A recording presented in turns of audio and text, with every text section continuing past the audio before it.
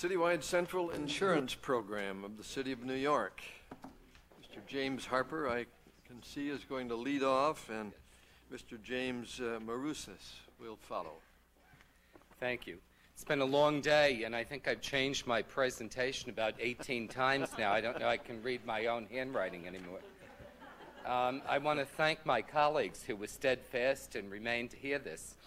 New York City's Central Insurance Program is a risk management and purchasing pool providing insurance coverage to about 2,000 not-for-profit agencies and about 61,000 of their employees, largely daycare and senior center workers, home health aides, custodians, and cooks, who impact on the lives of about 1 out of 7 New Yorkers, all of whom could and probably will sue us. I've come to say that Sioux City is not just in Iowa, and I'm not in Kansas anymore. Most of the people that we represent are single-parent families and members of the working poor. In 1985, the city's insurance program and the industry as a whole were in a crisis. A hard market had driven up the cost. Most companies were unwilling to write public entity business, particularly daycare, where sex abuse scandals had rocked the industry. We inherited an insurance pool in 1986, but it was a pool in which the participants were drowning. We had a new and uneasy carrier. We had accident reports and claims pouring in. Backlogs were mounting, costs were escalating, and politicians were complaining. Our innovation was to rebuild rather than rebid the program and rethink privatizing as a partnership. Working with the broker and our carrier, we set up an accounting unit to track our costs by program group and increase federal reimbursement. A claims unit to screen about 9,000 accidents per year and decide which might be potential claims. And perhaps most importantly, a loss prevention unit to analyze our exposures and develop strategies to cut our losses. We focused first on sex abuse in daycare centers. There was no textbook that I could find that would help us to eliminate the problem, and we had to develop our own guidelines. They included sign-in logs, fingerprinting of staff, parental involvement as volunteers, and we included them in our insurance coverage when we brought them in as volunteers. Soon, within a matter of a year, sex abuse allegations began to disappear, and today they're not even an issue in New York. Jim Marousas, our Director of Systems and Loss Prevention, will now highlight some of our other efforts. Thanks, Jim. Much of what we do requires customizing private systems to meet public needs. For example, we implemented a state-of-the-art tracking system to capture accidents needed to develop loss prevention strategies. This helped us to discover that almost half the cost of all playground accidents came from monkey bars. We suggested alternate types of equipment, horizontal and not vertical. Rubberized padding be maintained, and faulty equipment be replaced, as well as stressing the need for closer supervision. We also noticed a surprisingly high rate of pedestrian traffic accidents among home care workers. Many are immigrants unfamiliar with big city traffic patterns who are hit by cars running errands for their charges. Working with the city's Department of Transportation, we ran safety seminars that proactively taught people how to cross the streets using slides, videos, and role-playing workshops. Healthcare workers have a high rate of back injuries. This is a national problem. We piloted the use of Velcro-type back belts combined with hands-on training and began to see promising results. We hope to expand this pilot into a more formal study that will help to establish an industry-wide standards. Working with our program people and the underwriter, we were able to reduce late submission of workers' comp claims by 50%, allowing early aggressive intervention to lower costs, improve health care, and provide rehab support to injured workers. Moreover, English is a second language for many of our employees, so we had our policies and procedures translated into 14 different languages.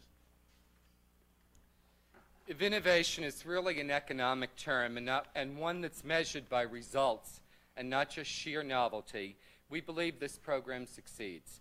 Since 1988, our average settlement has been about $34,000 versus New York City jury verdicts, which average about $185,000.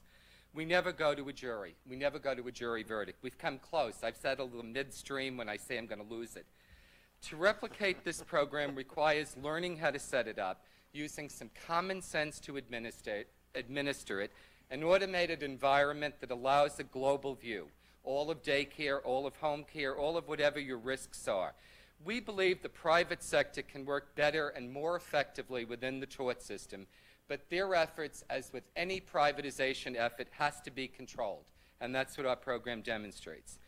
We're not rocket scientists, but we found that $1 worth of prevention can be worth $10,000 in future litigation. Thank you. First question from Ellen. Actually, I want to pick up on that point because it seems to me your prevention efforts have been substantial, and yet you say that one of the shortcomings is the lack of funding to expand on those prevention efforts. And I wonder why you can't build it into the fee structure, the insurance fee structure. Could you add a surcharge of X dollars on the policies to build up your own source of money? Well, the problem is that many of it is tax levy funded, and we're already fighting with OMB to pay the premiums now. To add in, whenever there's a shortage of money, government doesn't want to spend $2 to save $22 2 years later, okay? And traditionally, it's been a problem that no one wants to settle the claim this year. They'd rather push it off, and maybe they won't be in office by the time it comes up and has to be handled. We believe in aggressive early intervention. If my child is hurt, I want the school to call me, offer to pay my medical bills, hold my hand, and be sympathetic, and then I will not call Jacoby and Myers and sue them.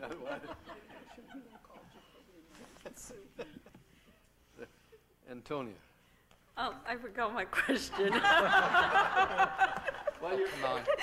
I'm a lawyer, so it's... Thanks. Is this a program only for the 10 top cities in the country? Pardon me? Is this a program that will only work in the 10 largest cities in the I think it could work in any small locality. I've seen over and over again where not-for-profit organizations pay too much money for insurance. They're overinsured. A broker sends them a plant at Christmas time or some cookies, and they think he's doing a great job. And it's not a problem of underinsurance. In most cases, it's overinsurance. And I think money that should be spent in museums and libraries and cultural institutions, as well as social welfare agencies, is too often spent on insurance premiums and on losses that are preventable. Because the same thing tends to happen over and over again. I've been doing it 8 years. There's no new accidents that are occurring at this point. Did you? I did not remember. Could it be done statewide? New York State has looked at it in terms of not-for-profit social service type organizations that they fund, and they've started to set up a program to do it, okay?